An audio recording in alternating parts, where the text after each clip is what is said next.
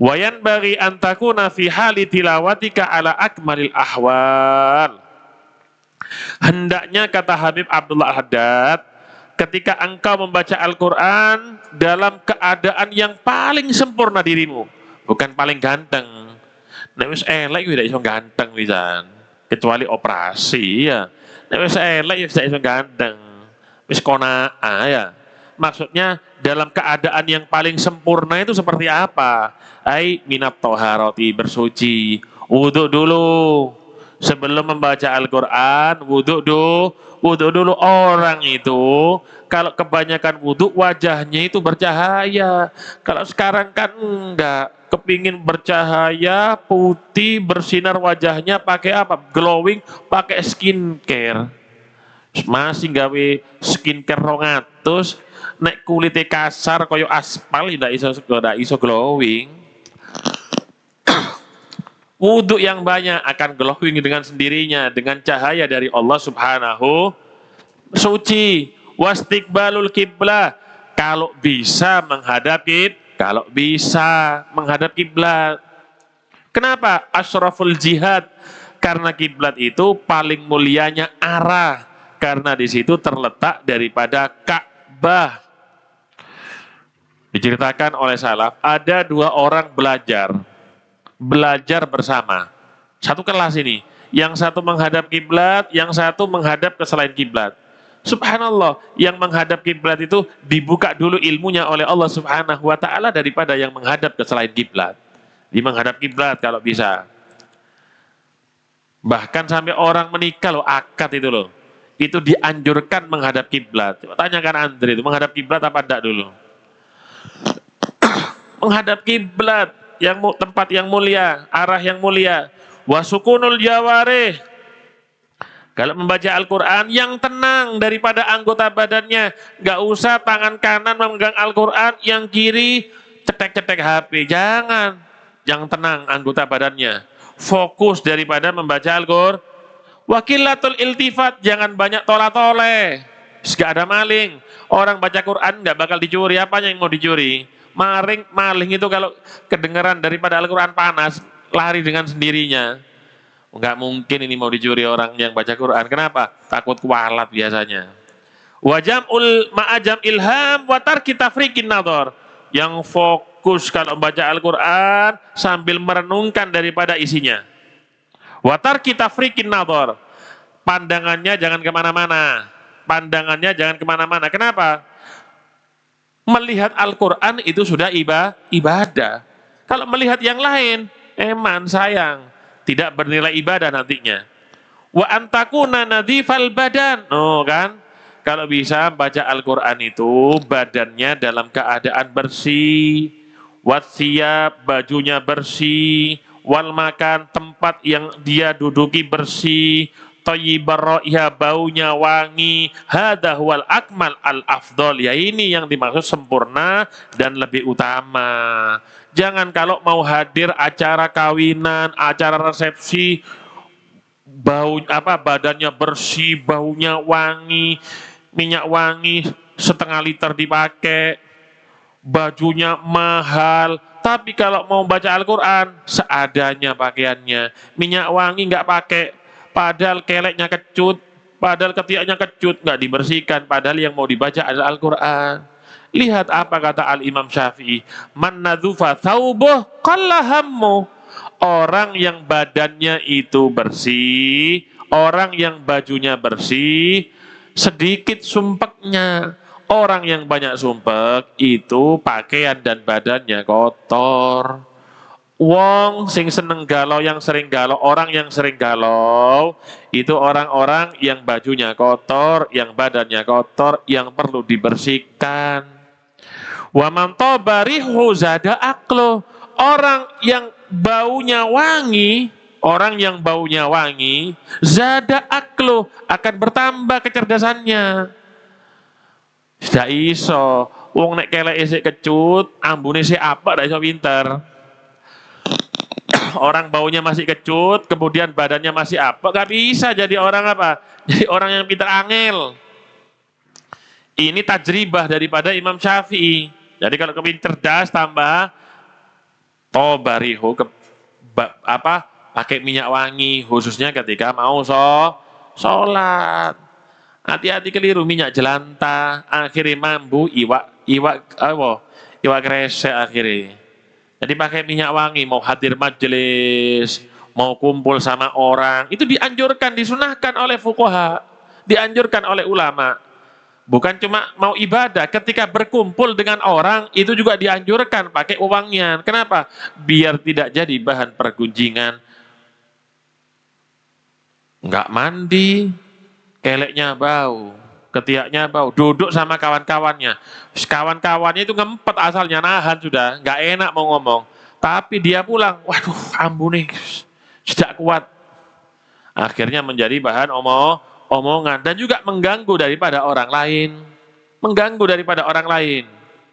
Walau annal qari'a qara'a wa huwa muhdithun wa ghairu mustaqbil qiblah aw wa huwa qa'imun aw sa'irun aw muttaji'un jaza dzalik.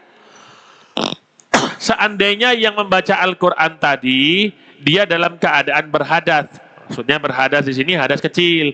Kalau orang yang berhadas besar nggak boleh membaca Al-Qur'an kecuali niatnya untuk apa? Hifid, menjaga diri dari gangguan jin atau yang lainnya, atau tujuannya sebagai wirid, sebagai kebiasaannya. Seperti orang yang punya hafalan Quran. Kalau perempuan kan kadang-kadang haid. Jadi niat membaca Al-Quran bukan niat membaca Al-Quran, tapi niat apa? Menjaga diri misalnya, tabarukan dengan Al-Quran, menjaga dari jin, karena itu wirid misalnya. Wa ghairu mustaqbilil kiblat, atau dia membaca Al-Qur'an tidak menghadap kiblat. Aw wa huwa qaimun, atau dia membaca Al-Qur'an berdiri. Aw sa'irun, atau berjalan. Aw muttaji'un, atau tidur-tiduran. Jaza dzalik, boleh. Yang enggak boleh itu orang yang enggak baca dan ngeritik orang yang baca. Enggak apa-apa mau baca dalam keadaan berdiri, dalam keadaan duduk, dalam keadaan tidur, yang penting ta'zim dengan Al-Quran. Punya wudhu, nggak punya wudhu, nggak ada masalah kalau mau baca.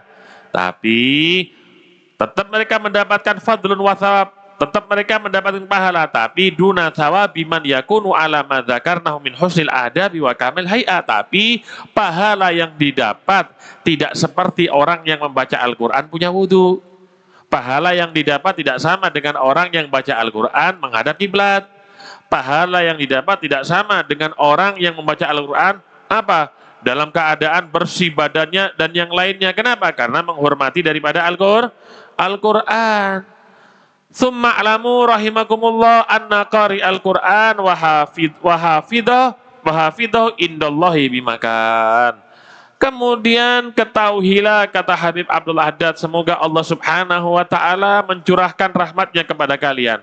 Sesungguhnya orang-orang yang membaca Al-Quran, terlebih-lebih orang yang menghafal daripada Al-Quran, mereka memiliki kedudukan yang tinggi di sisi Allah subhanahu wa ta'ala.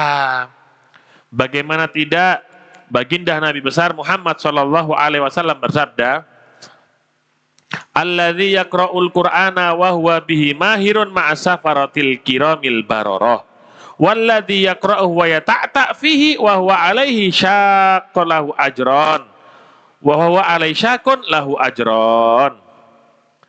Siapa orang yang membaca Al-Qur'an sedangkan dia membaca Al-Qur'an mahirun, pandai. Pandai di sini maksudnya apa? Tidak berhenti membacanya karena ada kesalahan, dan tidak sulit baginya membaca dengan tajwidnya, dengan itqan, dan memperhatikan makhraj hurufnya, itu dinamakan mahir. Atau mahir itu kata Qadhi Iyad artinya hafidun lil Quran aminun alaih, orang yang menjaga daripada hak-haknya Al-Quran, dan dia orang yang dipercaya dengan Al-Quran. Yuaddi ilal mu'minin, kemudian dia sampaikan itu Al-Quran sebagaimana yang dia baca, itu amin, dipercaya. Apa kata baginda Nabi Muhammad? Ma'asafaratil kiramil bararah. Nanti di akhirat dia dikumpulkan dengan malaikat-malaikat yang agung, malaikat-malaikat yang mulia. Walladzi yaqra'uhu wa yata'ta, dan yang membaca Al-Qur'an wa yata'ta. Yata'ta itu apa ya? megap-megap itu apa bacanya itu mandek-mandek, kurang lancar kadang-kadang. Bismil itu.